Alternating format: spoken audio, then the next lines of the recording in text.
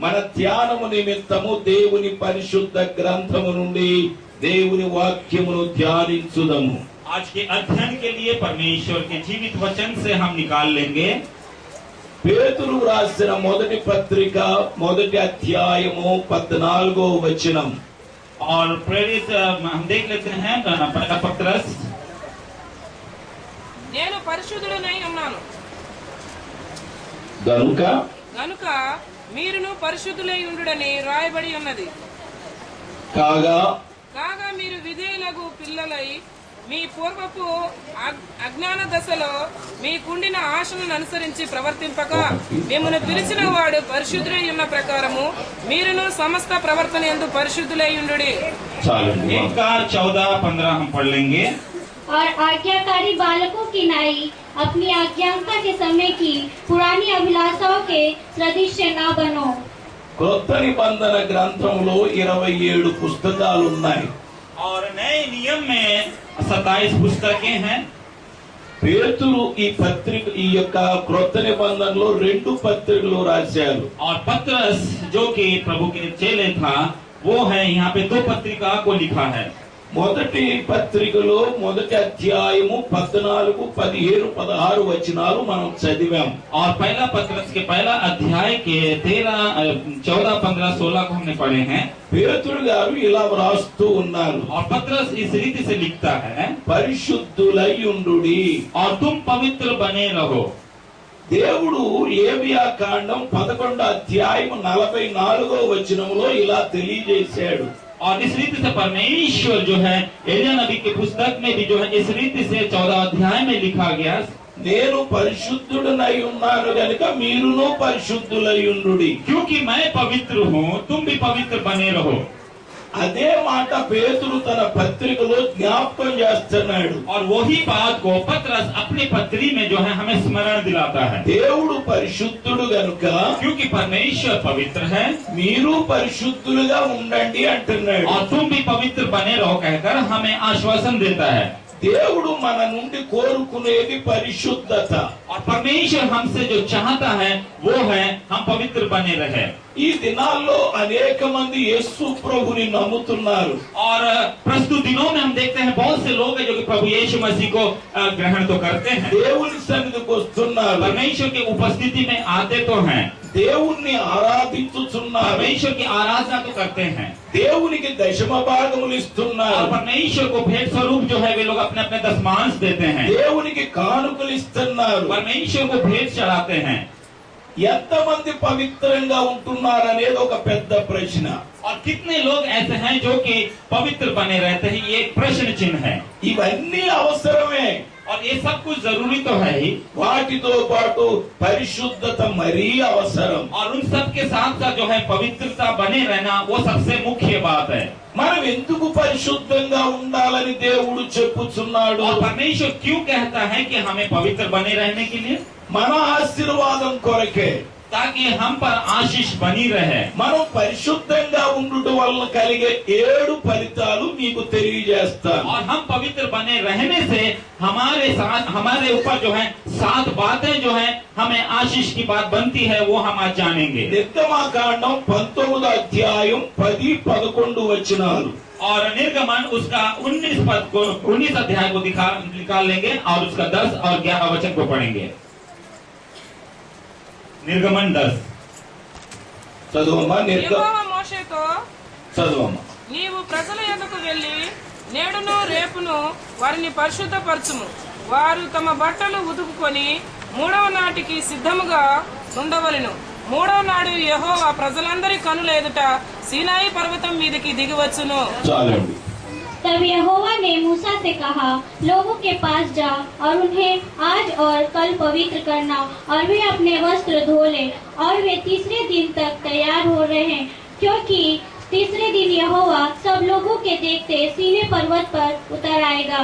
आमीन। మోషే కాలంలో దేవుడు మోషేతో ఇలా మాట్లాడుతూ और ఉన్నాడు। मूसा के समय में परमेश्वर ने मूसा से इस रीति से बातें की, రేపు कल ప్రజలను పరిశుద్ధంగా ఉండమని చెప్పు. और कल का दिन तू इस्राएल के लोगों से कहे कि वे लोग पवित्र बने. నేను సియోను కొండ మీదకి దిగి వస్తాను. और मैं सिनाई के पर्वत पर उतर आऊंगा. పరిశుద్ధంగా ప్రజలు ఉండకపోతే దేవుడు దిగిరాడా? क्या पवित्र यदि नहीं बने रहेंगे लोग तो क्या परमेश्वर उतर कर नहीं आएंगे? దేవుడు దిగొస్తాడు గాని మనం పరిశుద్ధంగా ఉండకపోతే మనకే నష్టం. और क्योंकि परमेश्वर उतर कर आएगा इसलिए कि हमें पवित्र बने रहना. यदि हम पवित्र बने नहीं रहेंगे तो हम आशीष से चूक जाएंगे. దేవుడు మన మధ్యకు దిగి రావాలంటే మనం పరిశుద్ధంగా ఉండాలి. और परमेश्वर यदि हमारे बीच में उतर कर आना है तो हमें पवित्र बनना है. ఎంతమందికి దేవుడు కావాలి? దేవునికి స్తోత్రం చెప్పండి. और कितने लोग परमेश्वर को चाहते हैं? हाथ उठाकर धन्यवाद कहें परमेश्वर को. మనందరికీ దేవుడు కావాలి. और हम सबको परमेश्वर चाहिए. దేవా రానాయనా అంటున్నాం. और हम कहते हैं कि हे पिता तू आ करके. దేవుడు వస్తున్నాడా? क्या परमेश्वर आता है? దేవుడు అంటున్నాడు నేను వస్తాను కానీ నువ్వు పరిశుద్ధంగా ఉన్నట్టున్నాడు. परमेश्वर कहता है कि मैं आऊंगा लेकिन तुम पहले पवित्र बनो कहता है. పరిశుద్ధంగా లేకపోతే దేవుడు మన మధ్యకు రాడు. और हम यदि पवित्र नहीं बनेंगे तो परमेश्वर हमारे बीच में नहीं आएगा. దేవుడు మన మధ్యకు రాకపోతే దాని వల్ల మనకు ప్రయోజనం లేదు. और यदि परमेश्वर हमारे बीच में नहीं आएंगे तो उसके द्वारा हमें किसी प्रकार की प्रयोजन नहीं होगा. మనకి దేవుడు కావాలి. क्योंकि हमें परमेश्वर चाहिए. మనకు ఆరోగ్యం ఇచ్చేవాడు దేవుడు. क्योंकि परमेश्वर हमें स्वस्थ देता మనకు है ఐశ్వర్యం ఇచ్చేవాడు దేవుడు. और हमें ऐश्वर्य देता है మనకు ఆహారం ఇచ్చేవాడు దేవుడు. और हमें भोजन पदार्थ देता है మనల్ని కాపాడువాడు దేవుడు. और वो हमारा रक्षा करता है. ఆయన లేకుండా మనం జీవించలేము. और उसके बिना हम जीवन यापन कर नहीं सकते. ఆయన మనకు కావాలంటే, और यदि उसे हम चाहिए तो ఆయన మన మధ్యకు దిగి రావాలంటే और वो यदि हमारे बीच में उतर आना है तो మనము పరిశుద్ధంగా ఉండాలి. तब हमें चाहिए कि हम पवित्र बने. మనము పరిశుద్ధంగా ఉండుట ద్వారా और हम पवित्र बने रहने के द्वारा దేవుడు మన మధ్యకు దిగి వచ్చును. और परमेश्वर हमारे बीच में उतर आता है. రెండవదిగా दूसरा నిర్గమకాండం 25వ అధ్యాయం 8వ వచనం. और निर्गमन उसका 25 का 8 निकाल लेंगे. నేను వారిలో నివసించున్నట్లు చదువమ్మా. వారు నాకు పరిశుద్ధ స్థానమును నిర్మింపవలెను. చాలండి. हालेलुया. और वे मेरे लिए एक पवित्र स्थान बनाएं कि मैं उनके बीच निवास करूं. आमीन. దేవుడు మోషేతో మాట్లాడుతున్నాడు. और परमेश्वर मूसा से बात करता है. మోషే हे मूसा నేను వస్తున్నాను వెళ్ళిపోతున్నాను. और मैं आता हूँ और चला जाता हूँ. నేను మీ మధ్య ఉండాలని ఆశగా ఉంది. और मुझे एक जिज्ञासा है कि मैं तुम्हारे बीच में रहूं. మీ అందరికీ ఇళ్ళున్నాయి. और तुम सब के लिए निवास है. మీ ఇళ్లలో మీరు ఉంటున్నారు. और अपने अपने घरों में तुम रहते हो. నేను వచ్చి ఎవరింట్లో ఉండను. पर मैं आकर किसके घर में ठहरूं? నేను మీ మధ్య ఉండాలంటే और मैं यदि तुम्हारे बीच में रहना चाहूँ నాకు ఒక ఇల్లు ఉండాలి. मेरे लिए एक घर की जरूरत है. అది పరిశుద్ధంగా ఉండాలి. और वो घर पवित्र होना है. నేను వారి మధ్య నివసించున్నట్లు और मैं उनके बीच में रहने की तरह వారు నాకు పరిశుద్ధ స్థలమును నిర్మించవలెను. और वे मुझे मेरे लिए एक पवित्र स्थान या फिर पवित्र निवास जो है मेरे लिए बनाए. ఎక్కడ పరిశుద్ధత ఉంటాదో అక్కడికి దేవుడు వస్తాడు. और जहाँ पवित्रता रहती है वहाँ परमेश्वर आता है. ఎక్కడ పరిశుద్ధత ఉంటాదో అక్కడ దేవుడు నివసిస్తాడు. और जहाँ पवित्रता होती है वहाँ परमेश्वर की उपस्थिति होती है. దేవుడు పరిశుద్ధుడు. क्योंकि परमेश्वर पवित्र है ఆయన అపవిత్రమైన స్థలాల్లో ఉండడు. और वो अपवित्र स्थान में नहीं रहेगा. అపోస్తలుడు పిఎల్ పరంజ్యోతి గారు ఇలా చెప్పారు. और अपोस्तल जो कि परम ज्योति भाई इस रीति से कहा. ఆయన ఒక విశ్వాసి ఇంటికి వెళ్ళారు. और वो भाई जो है एक विश्वासी के घर में गए. ఆ ఇంటిలో ఉన్న అమ్మ అయ్యగారిని చూసి ప్రైజ్ ద లార్డ్ అన్నది. और उस घर की बेटी जो है भक्त को देखकर जो है प्रेज द लॉर्ड कहा. అయ్యగారు కూర్చోండి అన్నది. और पास्टर साहब बैठिए कहा. అయ్యగారు కూర్చోలేదు. और पास्टर साहब बैठे नहीं నిలబడే ఉండిపోయారు. और वो खड़े ही रह गए. మళ్ళా చూసింది ఆ అమ్మ. फिर से उस बेटी ने देखी. అయ్యగారు కూర్చోండి అన్నది. पास्टर साहब कृपया बैठ जाइए कहा. అయ్యగారు కూర్చోలేదు. फिर भी वो पास्टर साहब नहीं बैठे. ఆ అమ్మ టీ పట్టుకుని వచ్చింది. और वो बेटी भीतर जाकर चाय बनाकर लेकर आई. అయ్యగారు మా ఇంటి దగ్గర కూర్చోకూడదా? और उन्होंने पूछा कि पास्टर साहब क्या हमारे घर में आपको नहीं बैठना बैठना चाहिए क्या? కుర్చీలు ఉన్నాయి కదా, ఎందుకు నిలబడి ఉన్నారని కుర్చీలు కేసి చూసింది. और कुर्सियां तो रखी हुई हैं, आप तो कुर्सी में बैठ सकते हैं करके कुर्सी की ओर उसने ताकी। కుర్చీలు ఉన్నాయి కానీ కుర్చీల మీద అయ్యగారు ఎందుకు కూర్చోలేదో అప్పుడు ఆమెకు అర్థమైంది. और इस रीति से कुर्सियां तो है लेकिन पास्टर साहब क्यों नहीं बैठे कुर्सी पे कर उसने जान गई। ఆ కుర్చీల మీద కోడి పెట్టలు కోడి పుంజులు కూర్చున్నాయి. और उस कुर्सी के ऊपर में जो है मुर्गे मुर्गियां जो हैं और उसके चूजे सब बैठे हुए थे। కూర్చున్నాయి, కూర్చున్నట్టుంటే బాగుండు. और बैठने की तरह तो होता तो ठीक होता। కూర్చుని వెళ్ళిపోయాయి और सब बैठ कर चले गए రోత చేసేసాయి, और उसके ऊपर में बीट जाल कर वे चले गए, పెంట చేసేసాయి. बिल्कुल बरात कर चले गए। ఆ కుర్చీ మీద మీరు కూర్చుంటారా? क्या उस प्रकार की कुर्सी में आप बैठेंगे? నేను కూర్చోను. मैं तो नहीं बैठूंगा। నేను కూర్చున్నానంటే నా లాల్చి అంత పెంటే పెంట, और यदि मैं बैठूंगा तो मेरा लालची पूरा जो है दाग लग जाएगी కంపే కంపు. और बदबूदार हो जाएगी। అందుకే అయ్యగారు కూర్చోలేదు. इसलिए पास्टर साहब उस कुर्सी पे नहीं बैठा। ఒక మానవుడే రోత కుర్చీ మీద కూర్చోవడానికి ఇష్టపడకపోతే, एक मनुष्य होकर ही जब एक मैले कुर्सी में यदि बैठने की पसंद ना करता हो, పరిశుద్ధుడైన దేవుడు పాపపు హృదయంలోకి రమ్మంటే వస్తాడా? और पवित्र परमेश्वर एक पापी हृदय में आने के लिए यदि आमंत्रित करे तो क्या वो आ सकता है? ఆయన మనలో ఉండాలంటే మన హృదయం పరిశుద్ధంగా ఉండాలి. और यदि वो हमारे हृदय में रहना चाहता है तो हमें सर्वप्रथम हमारे हृदय को साफ करना है। హల్లెలూయా, హల్లెలూయా, హల్లెలూయా. हालेलुया। ఎక్కడైతే పరిశుద్ధత ఉంటాదో అక్కడ దేవుడు నివసిస్తాడు. और जिस जगह पे पवित्रता होती है उस स्थान पे परमेश्वर की उपस्थिति होती है। ఎక్కడ దేవుడు ఉంటాడో అక్కడ దేవుని కార్యాలు జరుగుతాయి. और जहाँ पर पवित्रता होती है वहाँ पर परमेश्वर के कार्य होते हैं। యేసు ప్రభువారు కానాలో జరిగిన పెళ్లికి వెళ్ళారు. और यीशु मसीह काना नगर में विवाह के घर में वो गए, అక్కడ ద్రాక్షారసం అయిపోయింది. और वहाँ पे दाख रस खत्म हो गया। 6 కుండల్లో నీళ్లు పోయమన్నారు और యేసయ్య. कहा गया कि 6 मटकों में जो है पानी भर दो, ఆ నీటిని ద్రాక్షారసంగా మార్చారు. और उस पानी को जो दाख रस में उसने बदल डाली, అక్కడ వచ్చిన కొదువును తీర్చారు. और वहाँ के खामियां को जो है उसने पूरा किया। అక్కడ పెళ్లి పెద్దలు ఎంతో మంది ఉన్నారు. और वहाँ पे जो है शादी के बहुत से बड़े गण वहाँ पे उपस्थित थे, అక్కడ వచ్చిన లోటును ఎవరూ తీర్చలేదు. और वहाँ के खामियां को जो है कोई ने पूरा नहीं कर पाया। యేసు ఒక్కడే ఆ లోటును తీర్చాడు. और उस कमी को केवल यीशु मसीह ही पूरा कर पाया। ఈ లోకములో మీకు ఎందరో ఉండొచ్చు. और इस संसार में आपके बहुत से लोग हो सकते हैं, యేసు లేకపోతే మీ అవసరత ఎవరూ తీర్చలేరు. और यदि आपके जीवन में यीशु मसीह नहीं है तो आपकी जरूरतों को कोई भी पूरा नहीं कर सकता। యేసు మీకు కావాలి. और यीशु मसीह आपको जरूरत है, యేసు నాకు కావాలి. यीशु मसीह मुझे जरूरत है। ఈ యేసు మీలో ఉంటే और यही यीशु यदि आप में మీరు है, ఎక్కడికి వెళ్తే అక్కడికి వస్తాడు. आप जहाँ भी जाएंगे वो आपके साथ जाएगा, ఆయన మీతో ఉంటాడు. वो आपके साथ रहेगा, ఆయన మీ ప్రతి అవసరత वो తీరుస్తాడు. आपके हर एक जरूरतों को पूरा करेगा।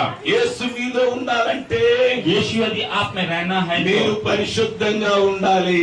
आपको पवित्र बनना है, పరిశుద్ధత లేని చోట యేసు ఉండడు. और पवित्रता जहाँ नहीं है वहाँ यीशु नहीं रहेंगे। ఈనాడు అనేక మందికి పెద్ద పెద్ద చర్చ్ బిల్డింగ్లు ఉన్నాయి. और प्रस्तुत दिनों में हम देखते हैं बहुत लोगों के पास में बड़े बड़े जो है भवन है, मंदिर है, చాలా మంది విశ్వాసులు ఉన్నారు. और बहुत से विश्वासी लोग हैं।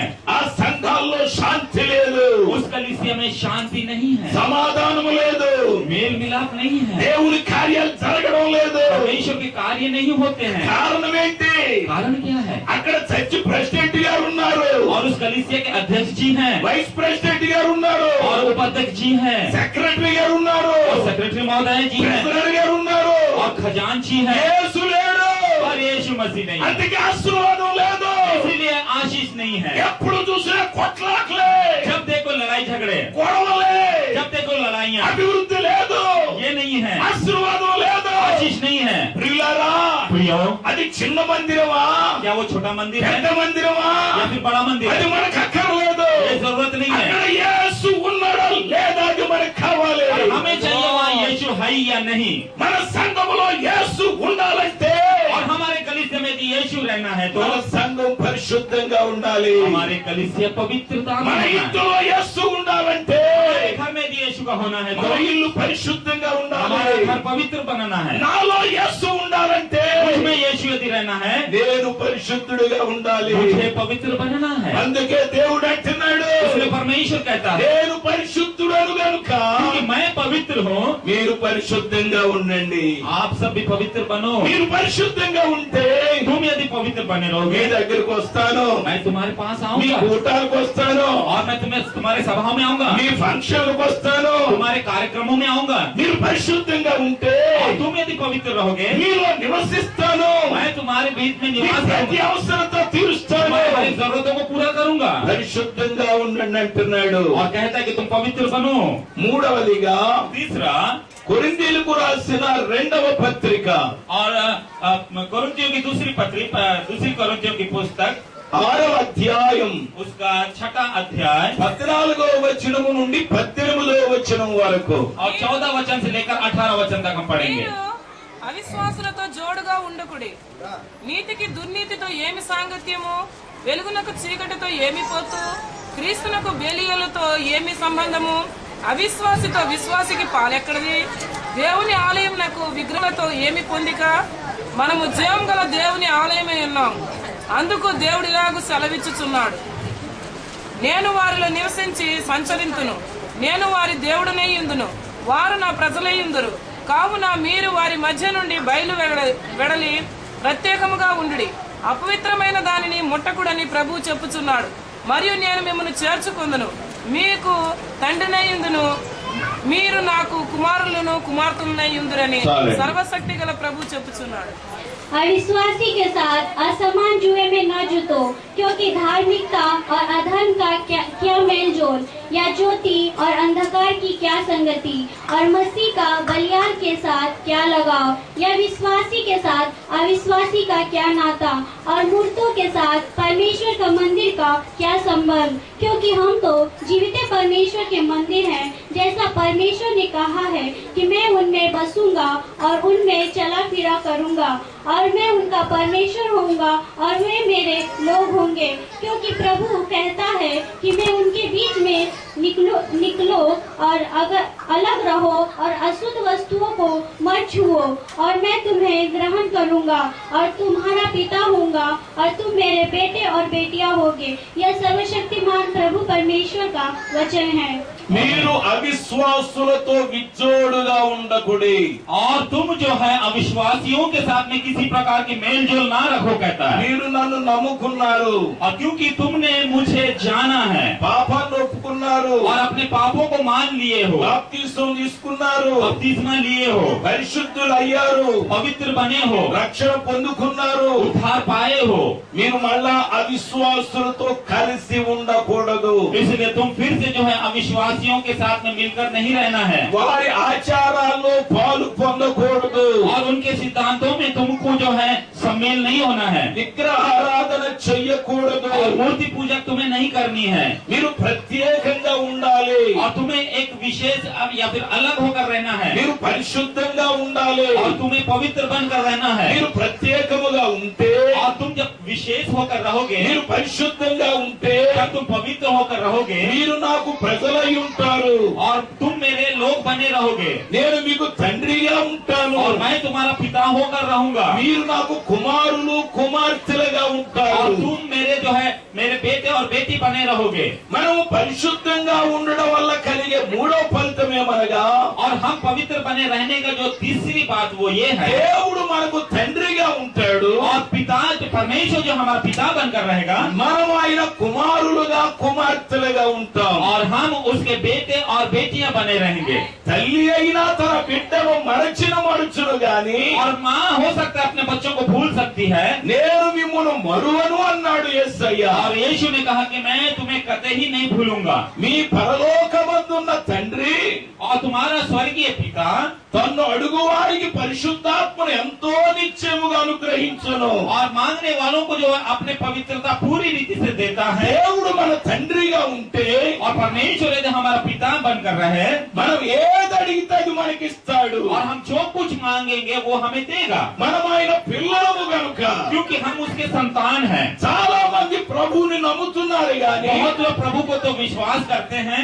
దేవుని పిల్లలుగా ఉండడం ఉండడం లేదు. पर प्रभु के संतान बनकर नहीं रहते हैं, వాళ్ళు పాపం చేసి वे पाप करते हुए అపవిత్రులయ్యి अपवित्र होकर దేవునికి దూరం అయిపోతున్నారు. और परमेश्वर से दूर हो जाते हैं, అందుకే ఏమి పొందుకోలేకపోతున్నారు. इसलिए वे कुछ भी प्राप्त नहीं कर पाते हैं। మనము పరిశుద్ధంగా ఉంటే यदि हम पवित्र बने रहेंगे దేవుడు మనకు తండ్రిగా ఉంటాడు. और परमेश्वर हमारा पिता बनकर रहेगा ఆయన పిల్లలుగా మనం ఉంటాం. और हम उसके संतान बने रहेंगे ఆయన మన ప్రతి అవసరత తీరుస్తాడు. और वो हमारे सारी जरूरतों को पूरा करेगा। సంఖ్యాకాండము गिनती की पुस्तक 11వ అధ్యాయము उसका 11 अध्याय 18వ వచనం చదువుదాం. और उसका 18 वचन को पढ़ लेंगे।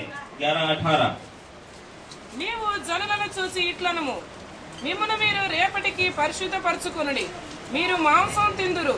యెహోవా వినునట్లు ఏడ్చి, మాకు ఎవరు మాంసం పెట్టుదురు?